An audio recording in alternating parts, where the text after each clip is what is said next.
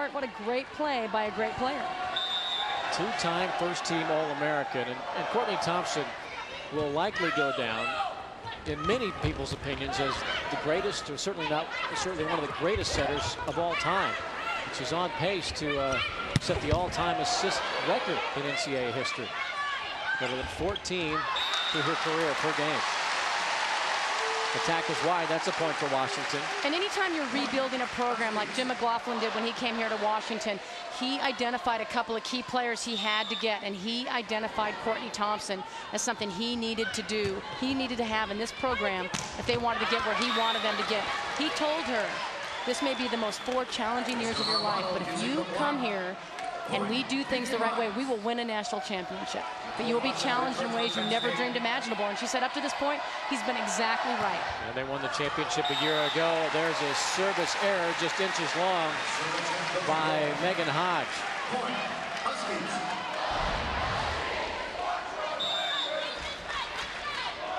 Penn State on the year, averaging just under 2 aces per game. We've seen some critical serving errors in this match. Fawcett goes cross court off the hands of Swarbrick. That's out of bounds, and that's a point for Penn State. 5-4 Nittany Lions. Krista Armato will serve. Serving from the floor. You just don't see that very often anymore. And Deasing is blocked by Penn State, and the Nittany Lions take a 2-point lead.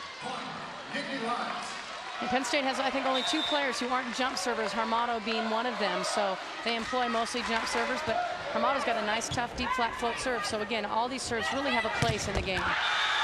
Another block by Penn State, the top blocking team in the country. And they're using that defense to get out to a 7-4 lead here in game number 3. And that's what they need to do. They need to use that size as an advantage.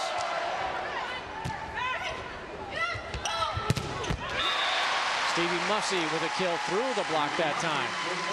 I love the way Courtney Thompson, as a setter, Mussey just got blocked. Big stuff block. Next set goes right back to Mussey. And that's something that you do as a setter, to continue to tell your hitters that you have confidence in them, that they can make the play the next time. And she does that very well. This is Glass sending it to the back row, and everybody on the Washington side turned into a spectator, and there's a point for Penn State. Another kill for Hodge, her 12th of the match. Yeah, Hodge just found a little bit of seam right through that Washington block on that back row attack, and one of the few plays where Washington's defenders weren't really working hard. And Alicia Deasing uses the net to get that kill for Washington. Again, that balance for Washington is going to be so critical. They can't allow the Penn State blockers to key on that left side attack. You need to keep the ball in the hands of the middles and of the right sides. Deasing has quietly had an outstanding match for Washington. 7 kills, 12 swings. She's hitting over 417. There's another kill for Penn State. Well, something that's very characteristic of a Jim McLaughlin team and of this Husky team since he took over is his middles hit at a very high percentage. Swarbrick and Deasing both hit at a very high percentage, and they just do a great job of utilizing those players at the right times. Dumped over by Courtney Thompson, and she gets a kill.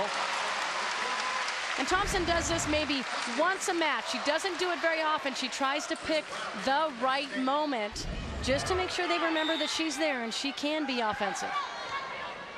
She had 62 swings during the year, 24 kills total. Hodge dug by Mussey. Here's Morrison rolling it over. Holthouse with the dig, and a point. A little miscommunication on the Washington side of the ball. Thompson's front row, so she didn't want to back off and play that ball.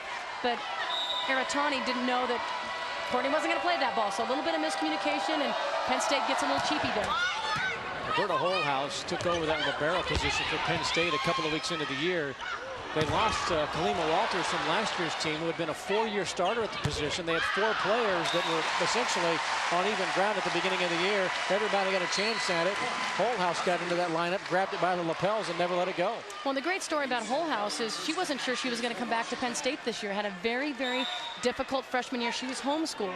So you go from homeschool to go to a school the size of Penn State. 40,000. Yeah, she had some adjustment issues, and she felt like she was buried on the depth chart. Didn't know necessarily necessarily if she was ever going to get into a position where she could play. Russ Rose told her, listen, you will have a key part on our team. You know, come back. She went home for the summer, a lot of tears, a lot of thought, a very faithful kid. I think really, you know, tried to decide what was best, came back, and now she's obviously in a really key role for this Penn State team. So really a terrific story. She's had some big moments in this match. Triple block set up by Penn State. Another point for the Nittany Lions. And just like they did in game number 2, it's Penn State controlling the early part of the game. The question, can they find the right combination to control the score at the end of this game? Well, and a good job there making an adjustment on good passes. They know they need to defend that middle one. And although earlier in the game we saw them single block, there we saw a triple block on that middle one on a good pass. So again, a little tactical change there by Penn State, making sure on a good pass they stay pinched in enough that they can help on that one and provide more than just a single block. Crystal Morrison with the serve. The set was over to Hodge, and she gets a kill. There's also a net violation whistled against Washington. So one way or the other, Penn State gets the point out of that sequence. 13-9, Nittany Lions over Washington in game 3.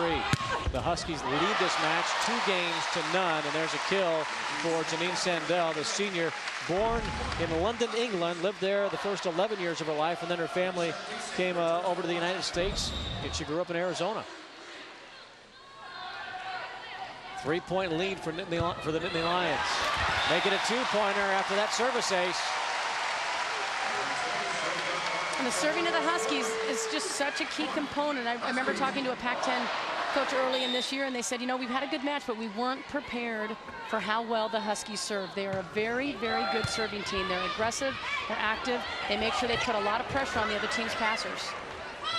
167 service aces during the season for Washington. There's a kill for Sandell and another point for the Huskies. And what an outstanding set by Courtney Thompson. It's the little things you can't always see, but she was pulled up a little bit out of position and just put that ball right in position for Sandell. Service error by Sarbrick, and that gives a point to Penn State. The lead is back up to 2, 14-12. Back to serve Krista Harmato. She had a good string of points earlier in this game. Sandell rejected. Nicole Fawcett was up along with Melissa Walbridge.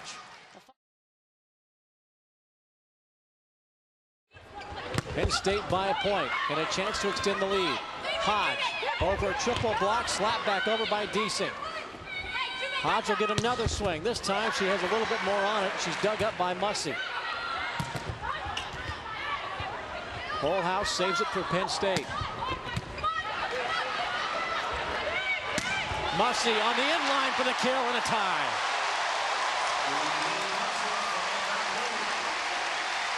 Huge swing from Mussey. Again, just hanging out there in the middle of the floor.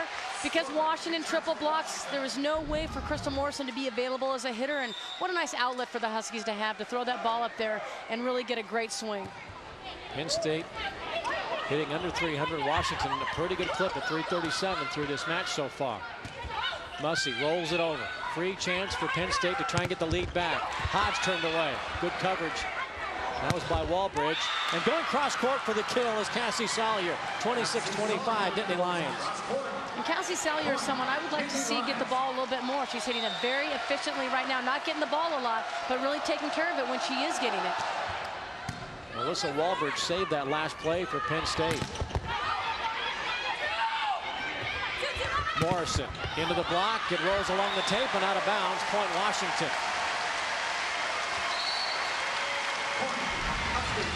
The winner of this match goes on to play for a chance at the national championship. The national semifinals will be held in Omaha, Nebraska. Last year in the regional finals held in Omaha, they had 14,000 folks there one night, 15,000 the next night. They're expecting more than 30,000 for the national championship round next weekend in Omaha. It's a spectacular scene. I had a chance to be there last year. It's just a great setting for women's volleyball. This is as well more than 13,000, 14,000 folks here over the 2 nights for this regional. It's pretty exciting to see what the attraction that volleyball has. It's growing and it's a terrific sport. It should be. Sawbrick unable to clear the net. A point for Penn State. 28-26. The Nittany Lions are 2 away from winning a game here in this regional final. Jim McLaughlin does have another timeout, but he does not use it. And he does get a service error. Salyer sending it long, and a free point for the Huskies. Well, normally Kate Price is serving in that rotation. He left Cassie Salyer in there to serve that time around, and unfortunately Salyer popped one long.